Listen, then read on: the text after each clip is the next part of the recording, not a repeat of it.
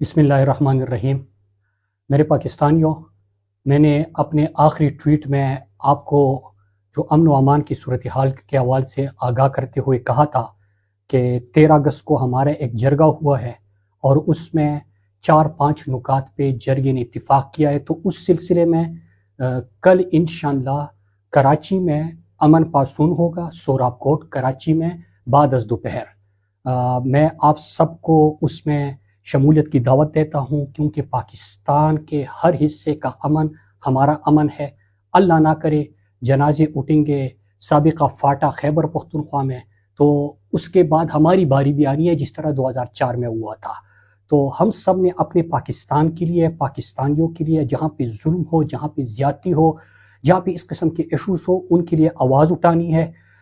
کل بعد از دوپہر انشاءاللہ سوراب گوٹ میں امن پاسون کا انعقاد کیا جائے گا، اور یاد رکھیے گا کہ یہ ہمارے سب کے امن کی ہے، امن کے لیے اس کا انعقاد ہو رہا ہے۔ تو سیاسی وابستگیوں سے بالاتر ہو کر میں آپ سب سے اپیل کرتا ہوں، گزارش کرتا ہوں کہ آپ بھی اس میں شرکت کریں، اپنا حصہ ڈالیں، امن کے لیے آواز اٹھائے، کیونکہ اس سے قبل جب دہشت گردی کی سوکا جنگ میں پاکستان فرنٹ لائن سٹیٹ بنا تھا تو 80-90 ہزار جانوں کی ہم نے نذرانہ پیش کیا تھا۔ تو ایک دفعہ پھر جو ہزاروں پاکستانیوں کے خون سے حاصل کردہ امن ہے، اس کو ہم تباہ ہوتا نہیں دیکھ سکتے۔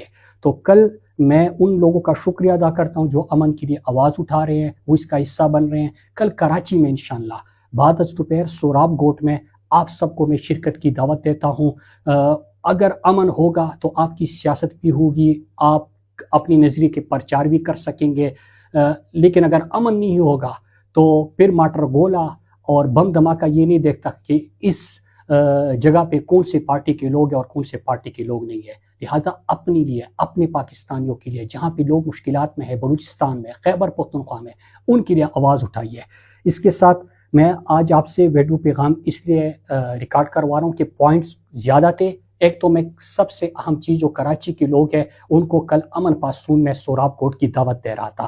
اس کے ساتھ سیلاب، جہاں پہ سیلاب کی وجہ سے پورا پاکستان سوگ میں ہے اور جتنی بڑی تباہی ہوئی ہے وہ مناظر آپ سب